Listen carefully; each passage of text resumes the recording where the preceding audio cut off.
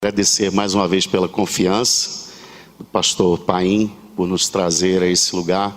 É sempre bom estar aqui. Eu estou aqui quase toda semana, né? O pastor Jorge está aqui. Aí você, o Paim está te trazendo para cá também? Eu falei, ó, se deixar. Eu não tô trazendo ninguém para cá. Eu não estou trazendo Ó, ninguém. a fala dele, falei, se deixar ele traz. Mas a gente, irmãos, eu quero crer que temos uma igreja só reunida aqui hoje nessa noite.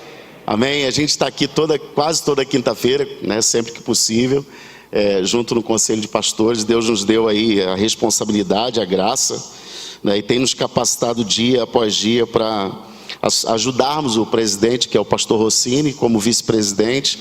Uma grande responsabilidade está sobre a nossa vida. E hoje, dentro desse seminário, que o tema é integração, apesar de eu só saber agora quando eu cheguei aqui, mas a palavra tem tudo a ver, porque Deus me deu uma palavra voltada para a intimidade. E a gente tem percebido ao longo da nossa caminhada com Deus e durante essa trajetória nesse mundão aí, que a própria vida por si só tenta desconstruir, tenta diluir, tenta desintegrar o verdadeiro propósito da nossa existência. Então, de certa forma, a palavra que Deus vai direcionar o nosso coração nessa noite tem a ver com integração, porque Ele quer nos integrar como corpo. Eu tenho de vez em quando a sensação, né, olhando assim, claro, de uma forma superficial, como se o corpo de Cristo, desculpa a expressão que eu vou usar, mas eu acho que ilustra muito bem o corpo de Cristo na nossa cidade, tendo em vista também algumas cidades que a gente visita, como se o corpo de Cristo estivesse esquartejado. Você já parou para pensar e analisar dessa forma?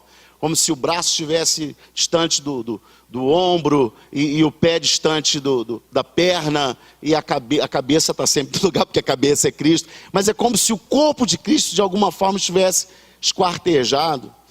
E é uma dificuldade absurda, lidando diretamente agora com o Conselho de Pastores na intenção de reajuntar o corpo de Cristo. A gente começa a perceber que isso é difícil demais.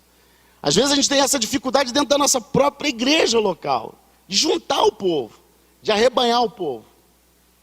Isso então, partindo dessa ideia, a gente começa a perceber que alguma coisa, claro, pode estar errada para a gente ter essa impressão. Então vamos tentar, na abertura aí desse seminário, ver se a gente consegue dar um ponto de partida para que no final, até domingo, em nome de Jesus, nós saiamos desse lugar mais integrados, amém? Mais unidos do que talvez chegamos aqui hoje.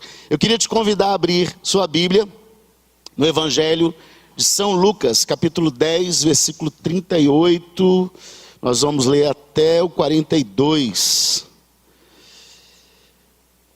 Deus tem nos dado a graça de servir nessa cidade através da Igreja Metodista há 8 anos. Como pastor, 8 anos. Mas eu tenho assim a satisfação, né, de ter tido o privilégio de nascer num berço evangélico. Minha mãe me levou para a igreja, eu tinha mais ou menos 8 para 9 anos, quando ela se converteu. E aí nós continuamos a caminhada na igreja. Com 12 anos eu fui batizado e logo aos 14... eu saí da minha cidade natal, Teresópolis, e fui para ajudar o meu tio, que tinha sido ordenado pastor, ajudá-lo na congregação. Enfim, para mim, né, pode parecer assim, perto, né? Eu saí de Teresópolis e fui para Casimiro de Abreu.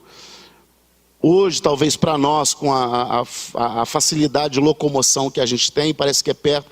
Mas para você ter uma ideia, eu conseguia falar com a minha família uma vez por mês, que era o tempo de escrever uma carta, mandar e receber outra de volta. Isso com 14 para 15 anos. Então era muito distante, parecia que eu estava em outro país, né? E dali então, dos 14 anos para cá então, Deus foi nos dando experiências com liderança. A gente ficou na frente do Ministério de Louvor, da Juventude, de escola bíblica e... Tá, obrigado. Bom falar, porque eu ando muito, né? Eu tá filmando lá, obrigado aí. Tá? Vou te ajudar. Você me ajuda, eu te ajudo. Qualquer coisa você levanta a mão aí.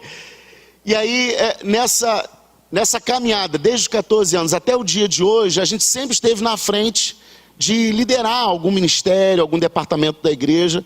E na igreja presbiteriana, antes da metodista da qual eu vim, a gente era presbítero, houve tempo da ordenação como evangelista.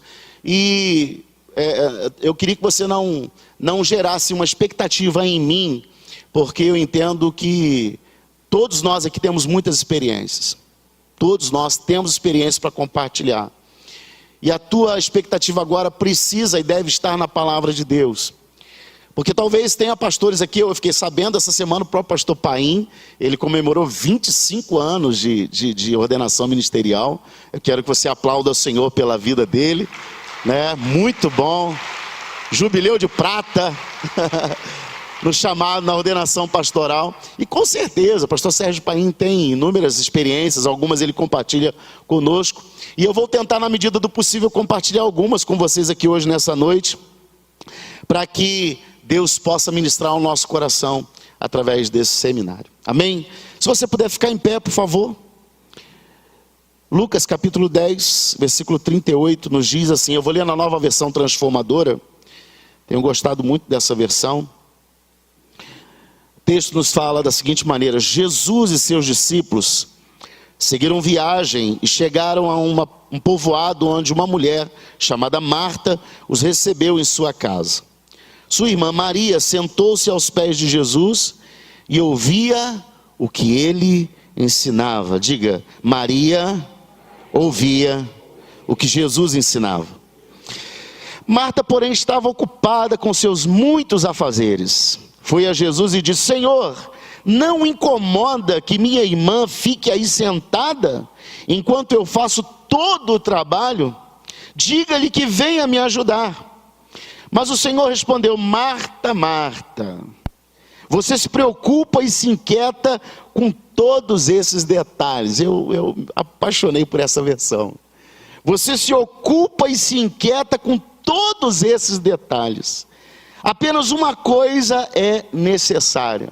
Repita isso mais uma vez. Apenas uma coisa é necessária. Quanto a Maria, ela fez a escolha certa e ninguém tomará isso dela. Amém? Fala assim: Pai, fala comigo. Senhor, precisamos ouvir tua voz. Esse tempo, Senhor, é o tempo em que durante um culto, durante, Senhor, uma reunião, onde o teu povo está representado aqui nesse lugar, nós te adoramos, nós te elogiamos, nós bendizemos ao Senhor, rendemos graças ao Senhor, mas nós sabemos que o culto, Senhor, é um diálogo. E esse é o momento, Senhor, em que o Senhor fala conosco. Esse é o momento onde nós agora, tal como Maria, nos lançamos aos teus pés para ouvir a tua voz, essa doce voz, essa presença, Senhor, que é real nesse lugar. E não é porque é um templo religioso, mas é real nesse lugar porque o teu corpo está reunido nesse lugar.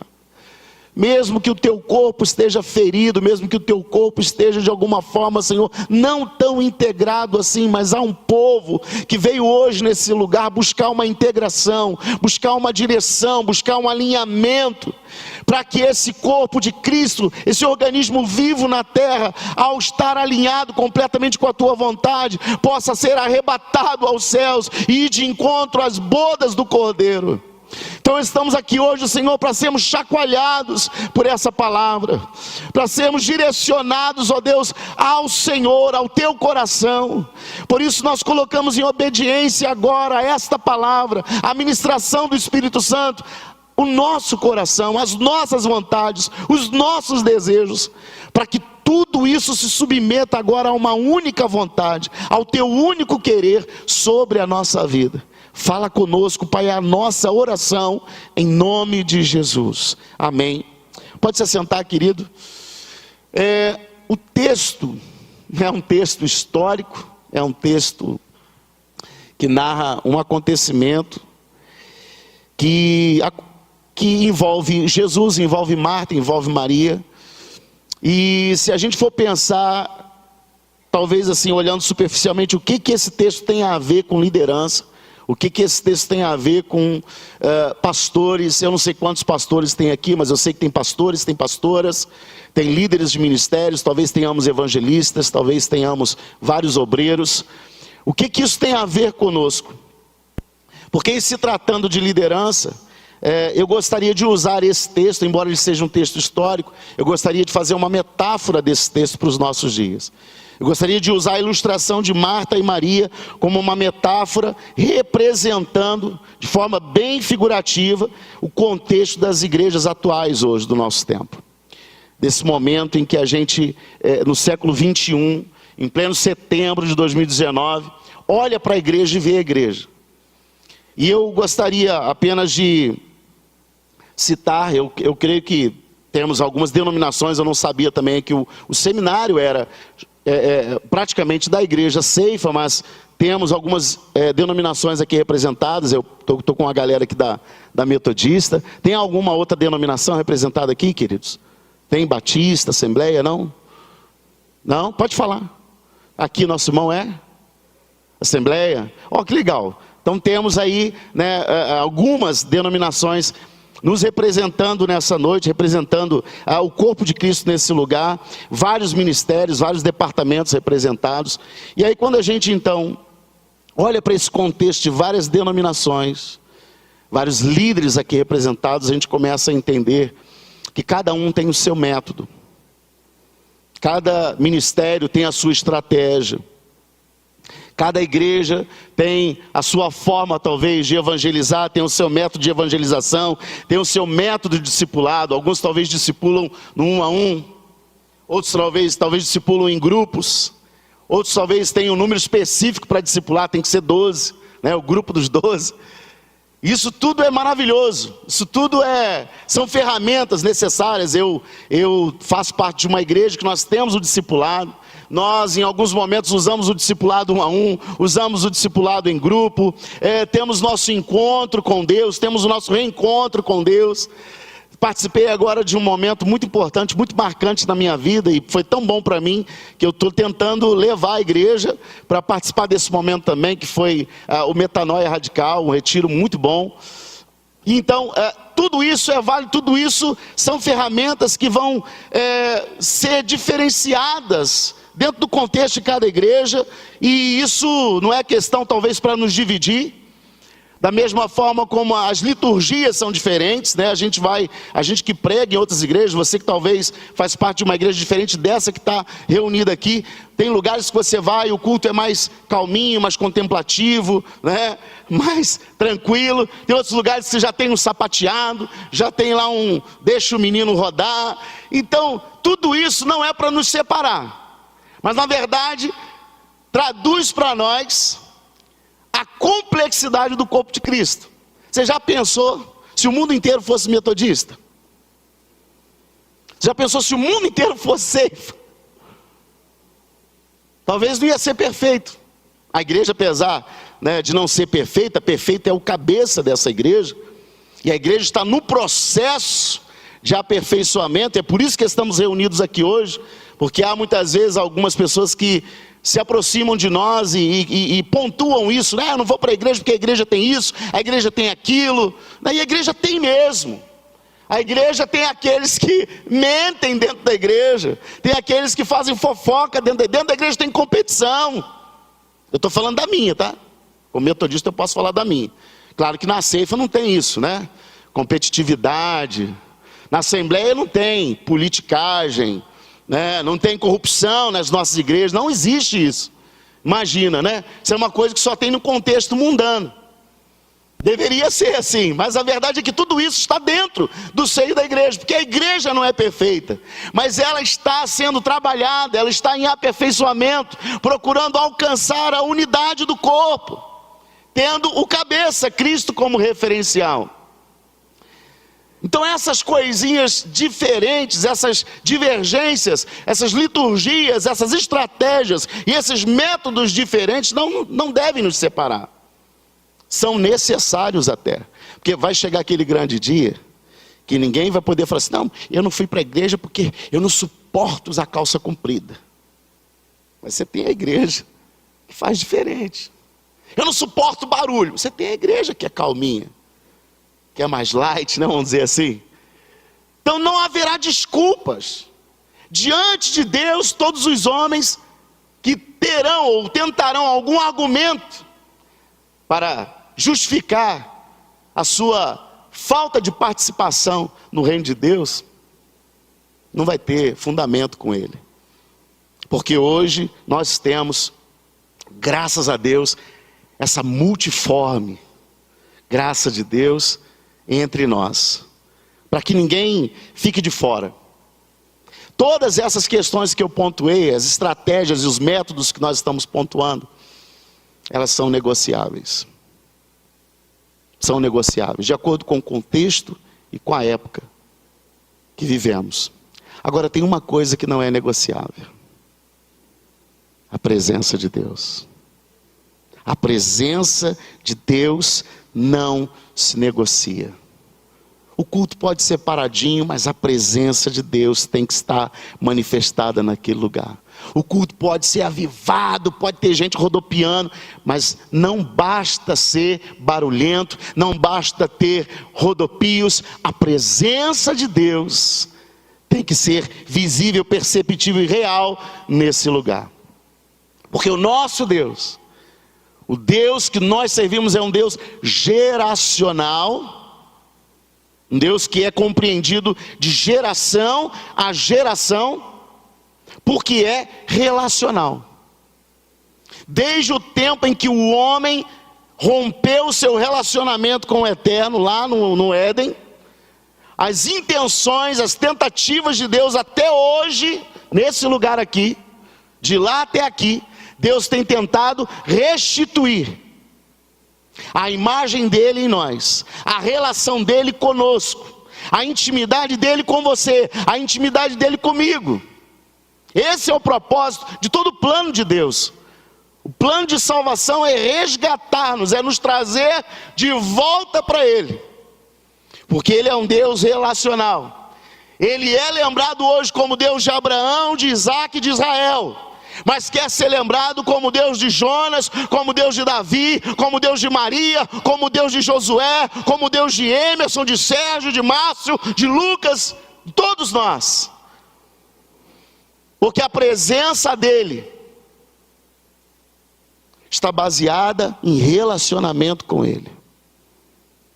Todas as vezes que a gente fala da presença de Deus, a gente tem aquela impressão de que a presença dele está muito mais nítida, ou muito mais perceptível num ambiente como esse, num ambiente de culto, num ambiente de estudo, quando na verdade a presença de Deus está em volta de toda a terra, de todo o universo. Não existe um canto no universo onde a presença dele não esteja.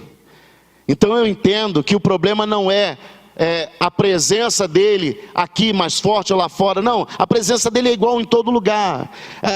O problema está na minha sensibilidade a essa presença. E quando a gente fala de integração, ao longo do mesmo tempo em que Deus vem tentado restituir, restaurar essa presença, essa intimidade, essa relação com o homem, Satanás vem tentando fazer o contrário. Satanás vem tentando te afastar, desconstruir cada vez mais a imagem, a semelhança de Deus que existe em você. E ele nunca vai se cansar disso.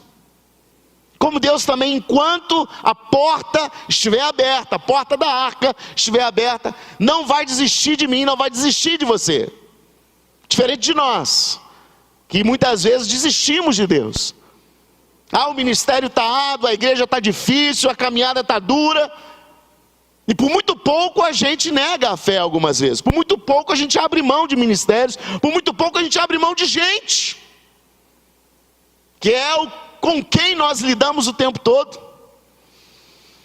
E abrir mão de gente hoje, abrir mão de pessoas hoje, é abrir mão de um relacionamento no qual muitas vezes Deus vai se manifestar na tua vida. A gente tem aquela sensação de que em algum momento Deus vai se manifestar de forma teofânica, vai vir um fogo do céu e vai todo dia de manhã aparecer no teu quarto, vai falar com você. Não, querido, isso pode até acontecer, viu? Mas na maioria das vezes o relacionamento de Deus para conosco se dá através do próximo. se dá através daqueles que Ele vai colocar no teu caminho para você cuidar. E a gente lembra disso quando a gente olha para o texto, que traduz o acerto de contas, depois de tudo, quando Cristo chama os seus para entrar nas bodas. Ele fala: vinde benditos de meu Pai, porque vocês me viram com fome, me deram de comer, me viram com sede, me deram de beber, me cuidaram de mim quando eu estava enfermo. Perceba que o nosso fazer, a nossa caminhada, o chamamento nosso, o que Deus faz para nós, está muito envolvido com a relação que temos com Ele e com o próximo. De forma que se a gente não se relacionar bem com ninguém, dificilmente a gente vai se relacionar bem com Deus. Porque a minha relação interpessoal traduz exatamente a forma como eu me relaciono com Ele.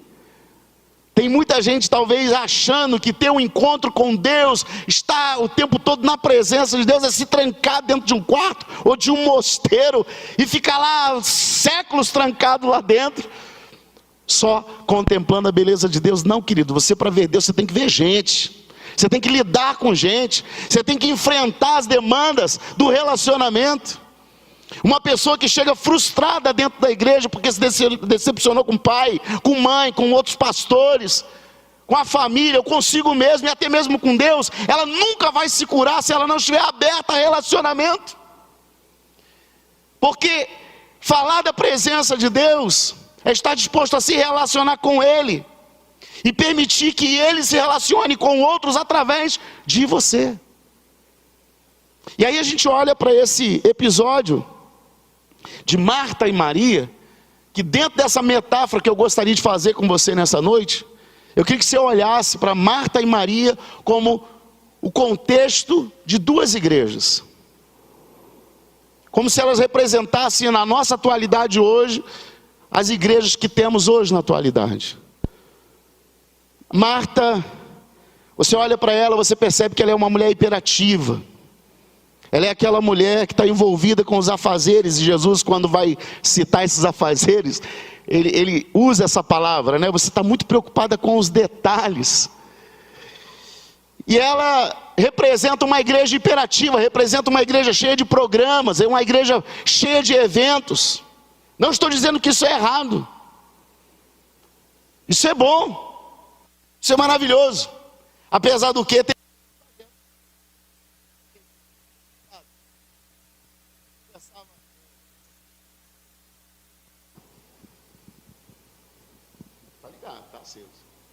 Som.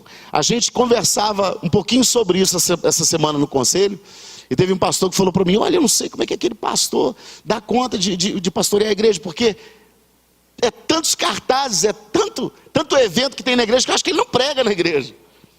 E aí foram uma vez perguntar isso a ele, ele falou: realmente, eu não sei pregar, eu sou pastor, então eu trago gente para pregar na quarta, para pregar na sexta, para pregar no domingo, porque eu não sei pregar. É complicado. É muito complicado.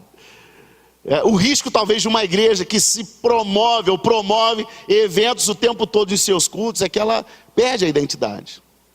E a forma como você nutre a tua igreja vai viciar a tua igreja nisso. Se a igreja é viciada em eventos, o dia que não tiver evento, a igreja não vem. Agora, se o que mantém essa igreja de pé é a presença de Deus, queridos, ela sempre vai se manter nutrida, porque a presença de Deus está em toda parte, está em todo lugar. Talvez aqui, dentro desse ambiente eclesial, você é despertado, é sensibilizado para perceber. Mas quando você está sensível, até dentro do ônibus, com aquele suvacão virado no seu rosto, 6 horas da tarde, você voltando para casa, você naquele ambiente, você consegue discernir a presença de Deus. Porque o problema não está no contexto físico e material da coisa. O problema está na nossa sensibilidade. A gente olha para a Bíblia e percebe que o próprio Satanás conseguia identificar a presença de Jesus em alguns lugares. Quando ele chega em Gadara, o demônio vem falar com ele: o que vieste fazer aqui, homem de Deus, filho de Deus? E às vezes a gente tem dificuldade para perceber essa presença dentro da nossa casa, dentro do nosso casamento, dentro do nosso ministério. Deus está em toda parte, Deus está na sua casa, Deus está na sua vida. Manifeste esse Deus aonde Ele te colocou. pastor, eu estou num lugar, estou trabalhando, parece que eu estou trabalhando no inferno. Então manifesta Deus naquele inferno. Que até o inferno é de Deus, você sabe disso. Foi Ele que fez. Não fez para você, nem para mim. Mas quem criou o inferno? Foi Deus. Aleluia. Então Marta representa essa igreja, que por estar imbuída, cheia, carregada, hiperatarefada, começa a perder a noção da presença de Deus. Começa a se tornar insensível à presença de Cristo. Você vê que Jesus, ele chega e começa a ensinar dentro da casa de Marta. Maria estava ouvindo o que Jesus ensinava. E Marta: Senhor, o senhor não se incomoda, não? É que o senhor não está vendo que eu estou aqui, né, suando, ralando, evangelizando, fazendo culto na praça, congresso disso, seminário daquilo, conferência disso e outro. O senhor não se incomoda, não, que o fulano, o pastor, o Beltrano, a Ciclano não está me ajudando? Eu estou sozinho nessa batalha.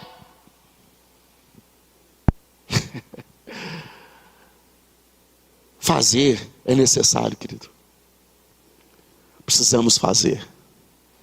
Mas a gente não tem como fazer sem primeiro estar com Ele. E eu falo isso porque sempre quando a gente está pregando, um pouco daquilo que a gente prega é projeção daquilo que a gente viveu, né? E assim que eu cheguei em Campo do Coelho, 1 ano e pouquinho, eu estava naquela, né, de reativar a igreja estava, quando eu assumi a igreja estava quase fechando. Éramos 6 pessoas mais ou menos na igreja. E a igreja quase fechando mesmo. Ia fechar, já tinha recebido um aviso de que ia fechar. E aí nós viemos, assumimos a congregação. E o primeiro ano eu peguei, sabe? Peguei firme ali, visitei o pessoal que estava afastado, jejuando e orando, subindo um monte, evangelizando. Irmãos, pensa num cara ligadão no 360 trifásico, era eu. E aí acaba que você assume essa postura de querer fazer tudo. Era eu que pregava, era eu que fazia o louvor, era eu que orava, expulsava capeta, fazia tudo, evangelizava. Foi necessário por um tempo, eu digo mais uma vez, fazer é necessário. Só que eu esqueci que eu precisava parar, eu precisava dar um tempo. Agora agora tem um tempo de você começar a pisar no freio, né? E nada, e eu lá, pá, ligadão, vambora, a igreja crescendo. O bonito era isso, é que a igreja estava aparentemente crescendo. Até que, como eu não tive sensibilidade para parar aos pés de Jesus, para estar mais tempo com Ele, aí você fala assim, fala Deus. Fala Deus, né? E aí o que acontece? Eu não parei, mas alguém me parou. Deus me parou. Estava lá trocando a placa da igreja, botando a placa nova, aliás, botando a placa nova da igreja, 9,20 metros de faixa. E eu sentei num padrão de 1,5 metro mais ou menos de altura, sentei para pular. E no que eu pulei, a ponta do padrão quebrou e eu caí com o pé torto. Resultado, pé quebrado em 5 lugares, com 5 parafusos, uma placa e mais um fiozinho de aço. Está aqui até hoje. O mais interessante não foi isso. É que eu fui, na hora, os irmãos que estavam comigo ali me colocaram no carro, eu com aquela dor, o pé, uma bola. Cheguei no hospital, não tinha vaga e tudo aqui lotado, na emergência lotado. Aí me pegaram, me levaram para pediatria. Coisa linda, bebezão. E eu lá, sozinho, não tinha uma criança na pediatria. Cheguei na pediatria, estou olhando aqueles desenhos na parede. Esse ursinho, coraçãozinho, florzinho, e eu na cadeira de roda. Aí vem uma enfermeira, nunca mais vi essa mulher. E olha que depois disso eu voltei lá algumas vezes para tentar localizar, sempre fazendo visita. A enfermeira chegou para mim, o que foi isso aí? Eu estava lá colocando uma placa lá e caí, quebrei o pé. Você faz o quê? Você é o quê? Eu falei, sou pastor. Pastor. O senhor não parou, Deus te parou, né? Eu falei, ué, você é anestesia para cirurgia? O senhor não parou, Deus te parou, né? Vocês não tem jeito não. Só Deus para parar vocês. Sério, sem brincar, irmão. Vocês estão rindo, né? Aí ela deu meia, peraí que eu vou ali e volto. Voltou nada. Apareceu um outro enfermeiro lá, me pegou, me levou, aí me levou para ortopedia. Nunca mais vi essa mulher.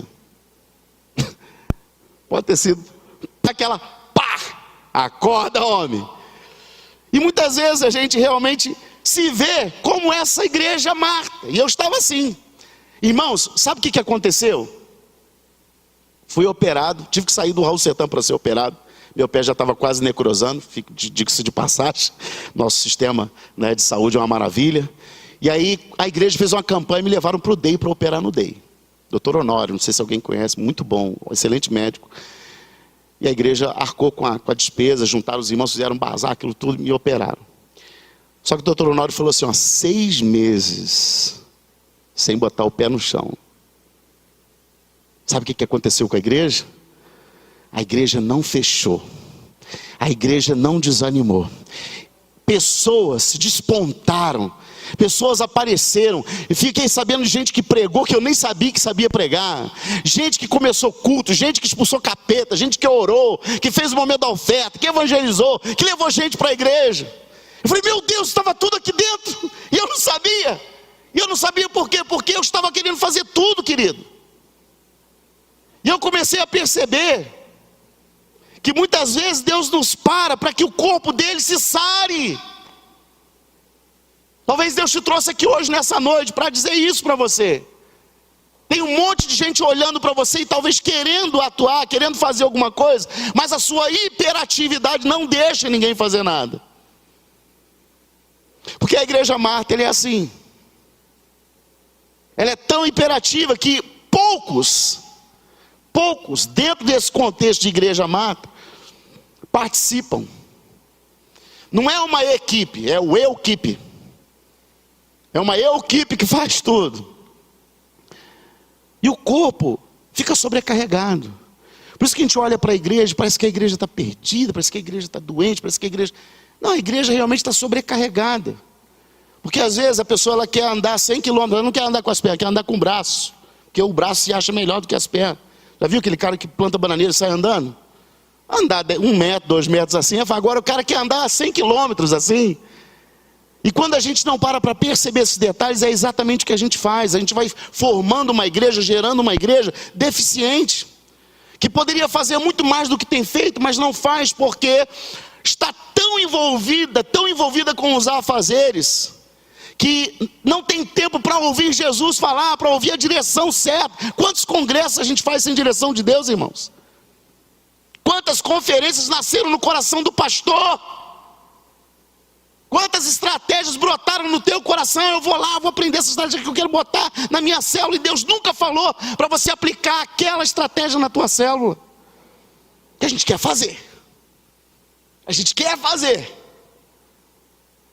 E fazer é bom. Fazer é necessário. Mas não é prioridade.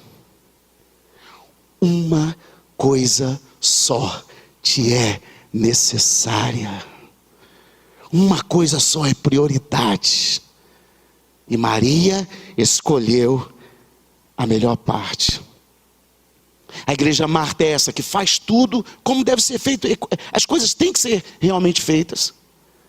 Mas talvez a igreja Marta tenha feito o que deve ser feito na hora errada. E com a motivação errada. Por outro lado, a igreja Maria é essa igreja contemplativa. É essa igreja adoradora. É essa igreja que não foca naquilo que é passageiro, mas foca no que é eterno. Irmãos, as estratégias que a gente usa hoje são passageiras. Lá no céu não vai ter G12. Lá no céu não vai ter MDA. Lá no céu não vai ter culto quinta noite, sexta à tarde, a tarde da bênção, né? O domingo da comunhão. Lá, irmãos, não vai ter nada dessa estratégia de liturgia. Isso é para agora, é para um tempo passageiro, é para um tempo exatamente enquanto ainda caminhamos por um tempo determinado que o próprio Deus tem para nós aqui, mas isso tudo passa. Até os dons vão passar. Para que a gente vai precisar de profecia lá no céu? Oh vaso, eis que te digo, que te falo e que te confirmo. Lá não vai precisar de profecia. Porque a profecia é para confirmar algo que Deus já tem para você na tua vida, ou para te lembrar de algo que você se esqueceu. Só que lá você já vai estar nele, querido. Lá você vai habitar em Deus, você vai voltar à sua origem. E habitando nele você vai conhecê-lo como ele é. Só que nós não precisamos esperar estar lá, porque ele quer se manifestar aqui e agora. Talvez o mundo não conhece mais de Deus por isso, porque a gente não consegue manifestá-lo como ele é, como ele quer e deseja. E essa igreja Maria é essa igreja que foca naquilo que é eterno. Ela não perde tempo com coisas dessa vida. Jesus não se embaraçava com os negócios dessa vida. Ele focava no que era eterno. Ele focava naquilo que Deus tinha determinado para ele. Marta está lá cansada, agitada. E Maria não. Maria estava descansando nos pés do Senhor. Já teve aquela sensação: nosso ministério está acabando comigo. Essa congregação está me matando. Essa igreja está me desesperando. Se isso está acontecendo com você, querido, não é a obra de Deus que você está realizando. Porque a obra que Deus nos chama para fazer, aliás, Deus não nos chama para fazer. Quem faz é Ele. Deixa eu abrir um parênteses aqui, porque algumas situações que acontecem, teve uma situação comigo. Eu estava lá no Alto de Vieira, era uma conferência internacional lá no Alto de Vieira. Estava lá no Alto de Vieira, no culto da célula, da casa do pessoal. E aí a irmã, muito simples, muito simplória, ela chegou e convidou a vizinhança. Sabe como é que é culto em casa, né? O pessoal do interior sabe como é que é. Aí a pessoa vai fazer o culto, ela faz o bolo de aipim, ela faz o bolo de cenoura, faz o café com leite e chama todo mundo. Só que a irmãzinha recém-convertida na igreja botou eu e a minha esposa lá em cima. Não, o meu pastor vai vir aqui. Nossa, ele é um homem de Deus. E a esposa dele tem uma oração forte, né? Assim mesmo, divulgou assim lá. Eu falei: Jesus. O que aconteceu? No culto familiar, na célula que a gente foi fazer lá, no meio do culto, eu estou vendo um monte de gente chegando. Aí estou percebendo que chegou uma senhora. E a gente no culto fica aquele: senta e levanta. E ela o tempo todo em pé. Aí veio a hora, e fizemos louvor, veio a hora da palavra. Eu pedi o pessoal sentou, né? E ela está em pé. Eu falei: irmã, você pode se sentar. Não, pastor, eu não consigo. Eu tenho uma hérnia de disco aqui, está me matando. Automaticamente, você que é líder, você que é pastor, que é pastora, você já cai naquela empatia. Fala: meu Deus, e agora? Você chama a responsabilidade para você. É automático, irmão. Chega um paralítico na igreja, cadeira de roda, você: ih, Jesus, e agora? A palavra fala que Deus cura, que Deus realiza o milagre. Então você chama automaticamente a responsabilidade para a sua capacidade. Quando na verdade, quem é que cura? Quem é que liberta? Tem uns casos assim, irmãos, que acontece lá. Algumas pessoas que chegam, quando elas contam a situação, eu falo assim: ai, Jesus, e agora? Meu Deus, quem poderá me ajudar? Porque você acha que é você que vai curar, que é você que vai libertar, que é você que vai converter. Irmãos, eu não consigo converter minha filha ao Vasco. Estou lutando, filha, você tem que ser vascaíno igual o papai. Está difícil, irmão. Esposa, eu já desisto. Eu sei que é uma missão impossível, né, Zé? Converter para o Vasco é difícil. Mas a gente quer uma missão mais impossível ainda, que é converter a pessoa a Cristo. Porque não há essa capacidade em nós. Essa capacidade é do Espírito Santo de Deus. E eu olhando para aquela irmã, ela falou assim: ah, pastor, tem uma hérnia, está me matando. Eu vou ter que ficar em pé. Não, fica tranquilo. E eu ali pregando, falei: Senhor, é contigo, papai. Não tem jeito. Chamamos aquela mulher para a oração depois da palavra. Chamei minha esposa, aqui tem uma oração forte. Falei: amor, unge aí o local dela, onde está com a hérnia. Minha esposa ungiu, nós levantamos um clamor. Aí, aquele momento do final da oração que você fala assim: seja feita a tua vontade, Pai, em nome de Jesus. A falta de fé é terrível, misericórdia. Aí pronto, terminamos a reunião ali, cada um foi lá na cozinha, eu fiquei dando atenção pro pessoal, o pessoal serviu o bolo, café, eu fui lá, depois peguei o bolo, café, voltei. Quando eu olho, irmã, você sentou? Nem ela tinha perguntado. É mesmo, pastor? Eu estou sentada. Glória a Deus. E aí começou a glorificar. Quem estava com o copo na mão botou na mesa, começou a aplaudir o Senhor, começou a glorificar o Senhor. Eu fiquei assim, ó. Porque a gente tem aquela falsa impressão de que é nós que vamos fazer. Querido, você não faz nada. Tem gente que ainda bate no peito, pastor, você fala assim: o dia que eu sair dessa igreja, a igreja acaba. Não acaba nunca, querido. Que essa igreja não é sua, não é minha, é do Senhor, o cabeça é Ele. Não se assuste quando um perdido, quando um drogado, quando um destruído, desintegrado pela vida entrar pela porta. O desafio é só você orar e deixar Deus fazer o resto. Porque se o milagre tiver que acontecer, não dependerá de você, não dependerá do seu sermão, da sua teologia, da sua estratégia. Porque quem faz é Deus. Eu vejo isso sempre. Isso é o que Ele quer gerar em mim e em você, essa confiança. Isso só vai ser gerado se eu tiver tempo com Ele, querido. Se você tiver tempo com Ele, querida. Porque você se relacionando hiperativamente com a igreja não gera essa confiança em Deus. Se você está hiperativo com o teu ministério, com a tua congregação, isso não gera essa unção e essa confiança de Deus na tua vida. A igreja Marta mostra para mim, ou pelo menos traduz para mim, que talvez por muito fazer, acha que vai ser aceita. A igreja Marta, ela quer fazer muito para ser bem vista, para ser aprovada. Existe a existência da igreja Marta, está mais para produtividade, para resultados, infelizmente, numéricos. Seja arrecadação, seja hall de membros, seja aí o que você quiser traduzir para o numérico aí. Mas a igreja Marta existe para esse propósito de competitividade. Quando, na verdade, a igreja Maria, ela entende que não tem condições nenhuma de ser aceita. E se existe alguma aceitação naquilo que ela está fazendo, é pura graça. O fato de você estar aqui hoje nesse lugar, talvez na responsabilidade que Deus confiou a você, não é porque você é capaz. Ele não chamou você pela sua capacidade. Ele te chamou pela capacidade dele através de você. Mas como é que essa capacidade me alcança? Quando eu me esvazio, quando eu reconheço. Você fala assim: tem certeza? E eu mesmo? É, tu mesmo. Então vamos lá. Só o Senhor. Sabe aquela situação que você fala assim, só Deus na causa, só Ele para fazer? É isso que Ele quer que você pense em todos os sentidos. Que nunca vai ser a gente. A igreja Maria entende que a aceitação, que a aprovação não vem dos homens, mas vem primeiro dele.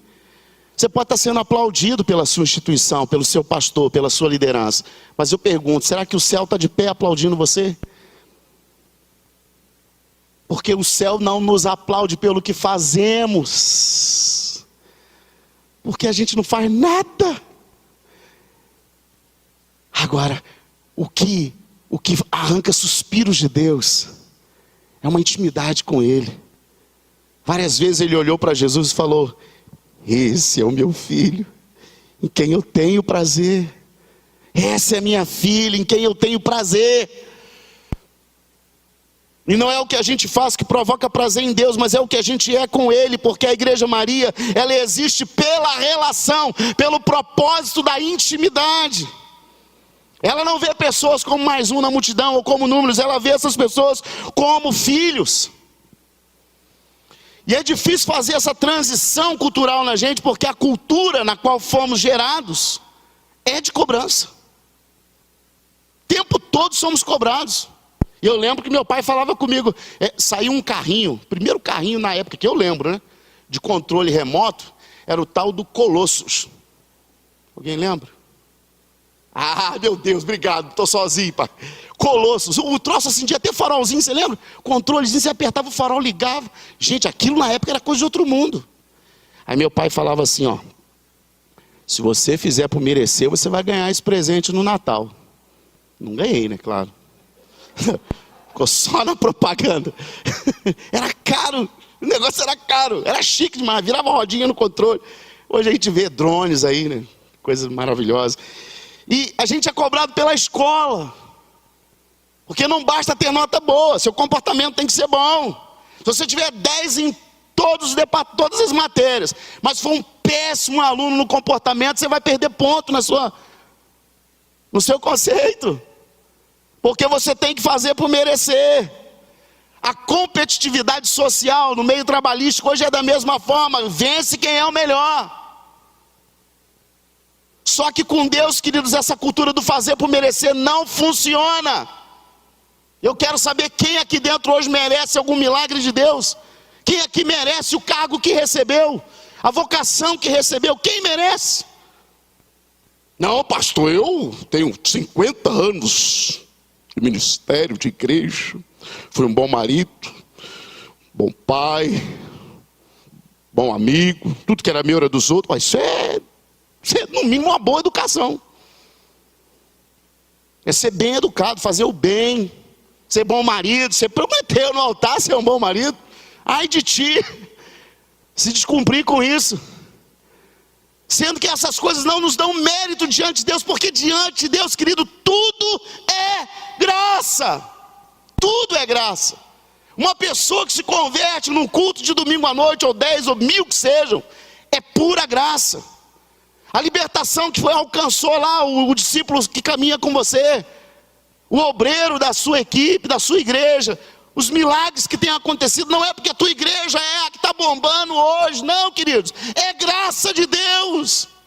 Não tem a ver com a sua estratégia, não tem a ver com o modelo que você adotou para a sua visão ministerial, tem a ver com a graça dele sobre a nossa vida.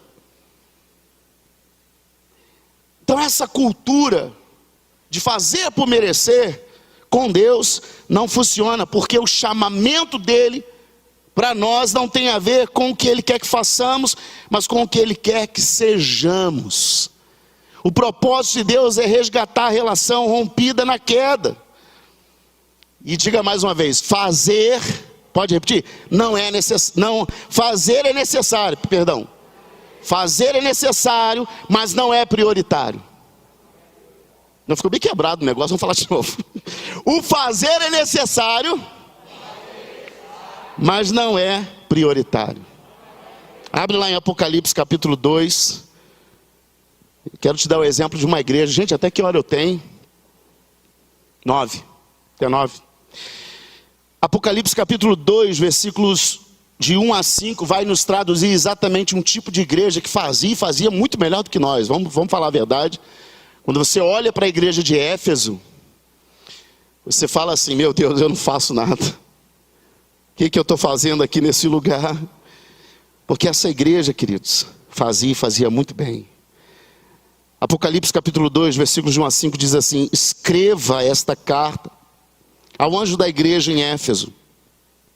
Esta é a mensagem daquele que segura na mão direita as 7 estrelas, daquele que anda entre os 7 candelabros de ouro. Sei de tudo o que você faz. Vi seu trabalho árduo e sua perseverança. Olha isso, igreja.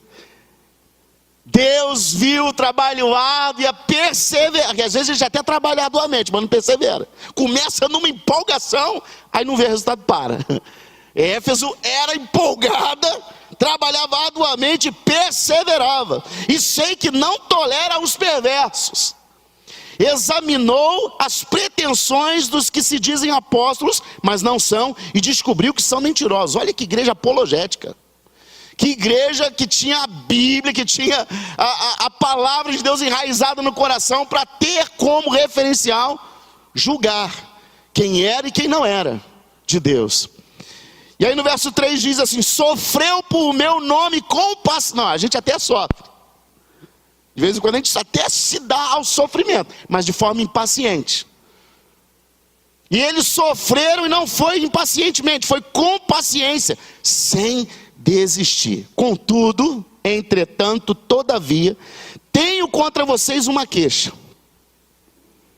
Vocês abandonaram o amor, abandonaram a intimidade, abandonaram a paixão, o incendiar do coração que tinham no princípio. Veja até onde você caiu. Arrependa-se e volte a praticar as obras que no início, olha só, dá assim para quase interpretar como se Maria não fizesse nada. A Marta quer dizer isso. Senhor, não te incomoda que eu estou aqui ralando e Maria está aí aos teus pés? Maria era trabalhadora, Maria tinha suas atividades, era responsável, mas a prioridade era estar com Ele, aos pés dEle. Éfeso, talvez nesse tempo que recebe a carta de exortação, fazia até mais do que no início. O porém é que, apesar de fazer mais, fazia sem amor, fazia sem intimidade, sem tempo para relação com Ele. Isso para Deus significa nada. Porque fazer, irmão, fazer, por fazer bem feito, se tem alguém que faria perfeito, era Ele. A gente faz, mas só a graça, só a graça, para aperfeiçoar aquilo que a gente tenta fazer e por nós mesmos não conseguiríamos. Então ele vai reforçar, ele vai enfatizar que esses deveriam voltar a praticar as obras que no início praticavam, porque no início havia amor. E qualquer coisa que você faz para Deus, irmão, seja um copo d'água que você traz para o pregador, tem que ser com amor. Um papel que você fica incomodado na tua sala, porque jogaram lá o papel de bala no chão, porque recebeu a visita do pastor que foi na sua casa. Pastor que jogou o lixo do... Poxa, é brincadeira, né? Mas aquilo te incomoda, mas você vê o papel no chão do templo da casa do Senhor e aquilo não te incomoda. Detalhes, mas que quando há amor no nosso coração, a gente faz por prazer. Talvez tenha sido um peso sustentar esse ministério, essa congregação, esse chamado com o qual você se deparou, tem sido um peso exatamente porque está faltando um pouco mais de intimidade. Porque a minha obra cansa, a tua obra cansa. A gente vai ficar velho, cheio de problema, cardíaco, hipertenso, cansado, por tentar fazer a obra de Deus, e não vamos conseguir fazer. Agora, a obra que Ele tem liberdade para fazer através de você, por causa do tempo que você investiu com Ele, por causa da intimidade que você desenvolveu com Ele, não vai te acrescentar dores. Por mais difícil que seja, você se deslocar para um lugar distante, lidar com um povo difícil, mas algumas situações vão acontecer que são aquelas que só Ele pode fazer. Quando, irmãos, imagina a alegria que eu fiquei quando aquela mulher, nem ela tinha percebido o milagre que tinha acontecido, e ela começa a aplaudir ao Senhor pela hérnia dela que tinha sido curada naquela noite. Imagina como que eu fiquei. Imagina, olha para mim, imagina eu alegre, feliz, vontade de sair gritando para o mundo inteiro: Deus é poder! Quem consegue fazer isso, querido? O que há em mim, o que há em você capaz de produzir isso? Não há, é Ele. Isso gera um prazer que te motiva, que você pode ser traído, você pode ser decepcionado pelos homens, mas o prazer de estar com Ele e ver o resultado dessa relação te leva adiante, te motiva.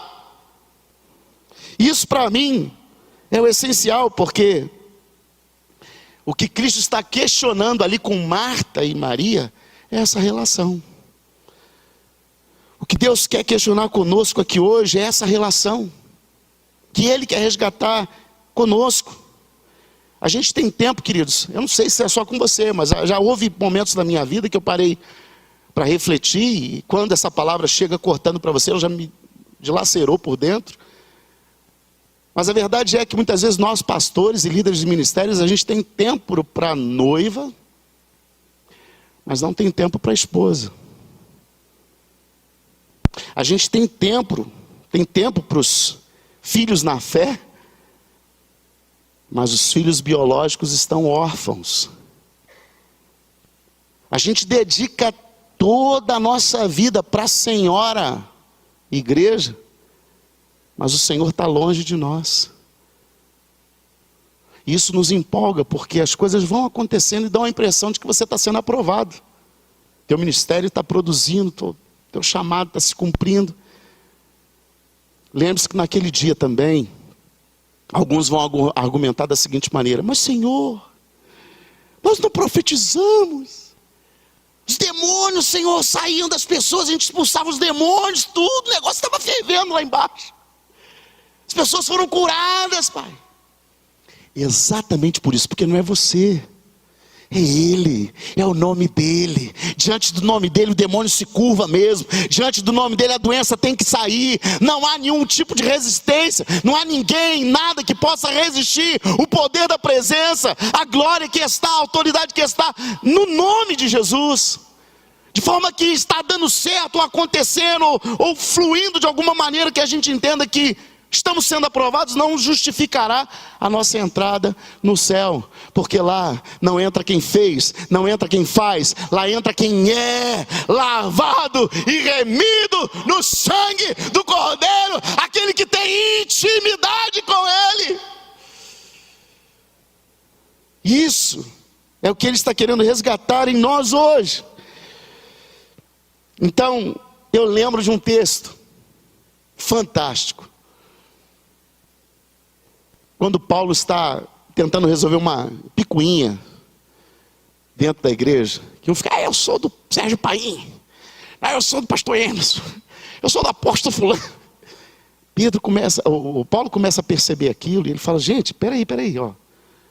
Eu plantei, 1 Coríntios capítulo 3, verso 6, eu plantei, Apolo regou, eu fiz uma parte, Apolo fez outra, mas quem deu crescimento foi o Senhor. A nossa relação com a igreja não gera filhos. A tua relação com o ministério não gera filhos. O que gera filhos é a tua relação com Deus. É a nossa intimidade com o Pai que vai gerar filhos e filhas nessa terra. Quando muitas vezes as pessoas nos procuram, eu como pastor, você como líder, pastora, missionária, evangelista, muitas vezes que as pessoas vão te procurar, elas não estão procurando você. Elas querem a Jesus. Quando alguém te liga, te manda: pastor, fulano, Beltrano, vem cá, estou desesperado. Elas não querem você por si só. Elas querem um milagre. Elas querem uma resposta, uma manifestação de Deus através da tua vida. E às vezes a gente não consegue manifestar Deus. A gente está tão envolvido com o nosso eu, com o nosso chamado, com os nossos afazeres, que eu só consigo manifestar Deus se eu tiver estado com Ele. E aí, mais do que a sua palavra, mais do que o seu carinho, mais do que o seu cuidado, as pessoas estão esperando pelo carinho de Deus, pelo abraço de Deus, pelo cuidado de Deus. Eu só tenho como transmitir isso se eu tiver recebido. Você entende isso? Olha o que o apóstolo vai escrever aos Colossenses. Isso aqui, essa semana, falou muito comigo. Para terminar, eu queria ler esse texto. E Colossenses capítulo 4, verso 3, vou ler agora na versão NVI. Essa, já tinha passado por esse texto assim, irmãos, várias e várias vezes, mas lendo essa semana o texto com um pouco mais de cuidado e sensibilidade, Deus me abriu os olhos para isso e eu queria compartilhar com você. O verso 3 do capítulo 4 de Colossenses, o apóstolo Paulo escreve o seguinte: ao mesmo tempo, orem também por nós, para que Deus abra uma porta para a nossa mensagem, a fim de que possamos proclamar o mistério de Cristo pelo qual estou preso. Talvez essa seria uma mensagem que você gostaria de ouvir num seminário como esse. Você que está aí no seu chamado, na sua célula, no seu ministério, na sua congregação. Eu preciso de mais uma porta, eu preciso de mais um espaço, eu preciso de uma loja, eu preciso de uma garagem.